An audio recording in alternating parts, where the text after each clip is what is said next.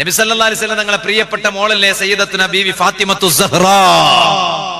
ഉറക്കെ പറയണം, പോരാ, ഞാൻ ചുരുക്കുകയാണ്. സയ്യിദത്തുന ബീവി ഫാത്തിമത്തു സഹ്റ റളിയല്ലാഹു അൻഹാ. ആ ഫാത്തിമ ബീവി റളിയല്ലാഹു അൻഹ ആരാന്നറിയോ? ഉമ്മ. മറക്കപ്പുറത്തിരിക്കുന്ന ഉമ്മമാരോട് ഞാൻ പറയാണ്, മഹ്ശരിൽ ഒരു രംഗം വരാനുണ്ട്. അള്ളാഹു ആ സദസ്സിൽ കൂടാൻ ഞങ്ങൾക്ക് ഭാഗ്യം തരട്ടെ. ഫാത്തിമ ബീവി സ്വർഗത്തിലേക്ക് പോകുന്ന ആ സമയത്ത് അവിടെ ഉണ്ടാകാൻ ആഗ്രഹമുള്ളവരൊക്കെ ഒന്ന് കൈപൊക്കെ നോക്കട്ടെ. ബിസ്മില്ലാ.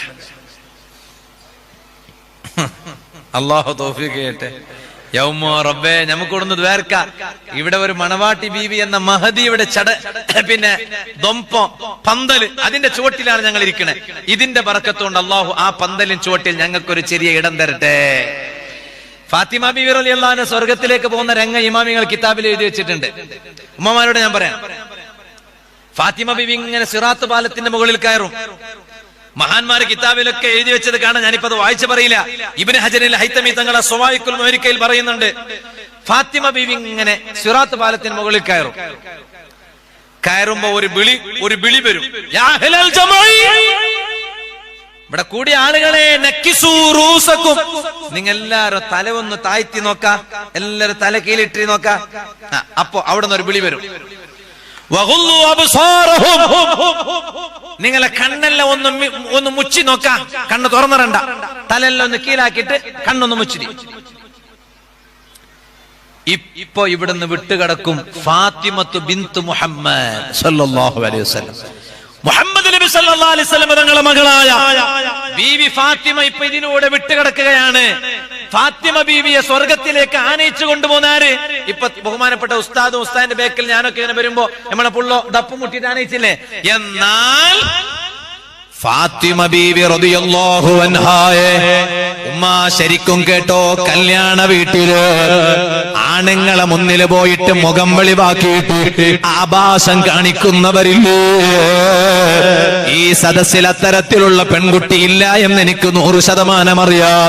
പക്ഷെ എന്റെ വിഷയം അതായതുകൊണ്ട് ഞാൻ അതങ്ങ് ടച്ച് ചെയ്ത് പോകുന്നു എന്ന് മാത്രമോ.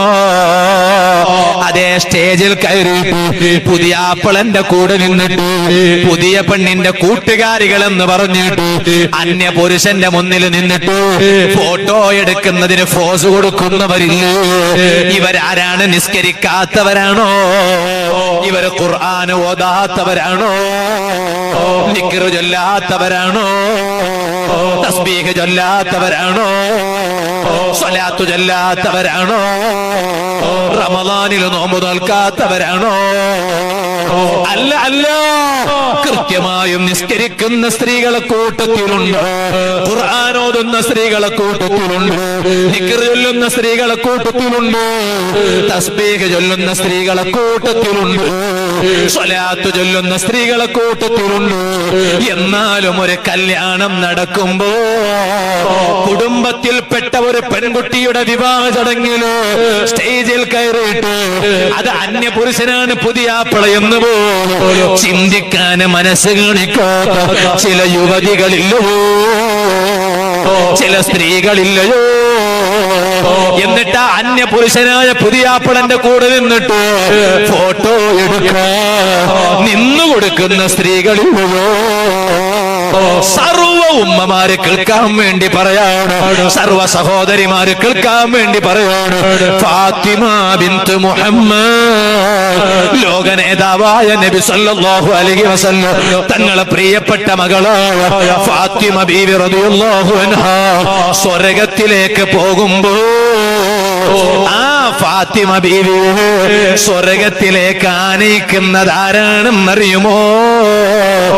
മഅഹാ 70,000 ജാരിയ മിനൽ ഹൂറിൽ ഐൻ.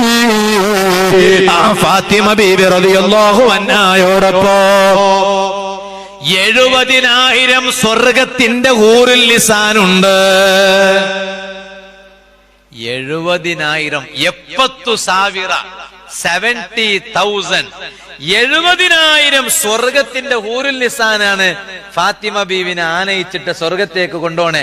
അതുകൊണ്ട് എല്ലാരും തല താഴ്ത്തി നോക്കാ, മുഖം ചിമ്മി നോക്കാ. എന്താ കാരണം? ദുനിയാവിൽ മംഗളത്തിന്റെ പൊരക്ക് പോയെങ്കുണ്ടല്ലമ്മ കേൾക്കുണ്ടാവല്ലേ അല്ലെ? മംഗളത്തിന്റെ പൊരക്ക് പോയെങ്കുമ്മ എങ്ങനെ പോണറിയമ്മ? ഫാത്തിമ ബീവി മംഗളത്തിന്റെ പൊരക്ക് പോയി വന്നതുപോലെ പോണം. അള്ളാഹു ഭാഗ്യം കൊടുക്കും.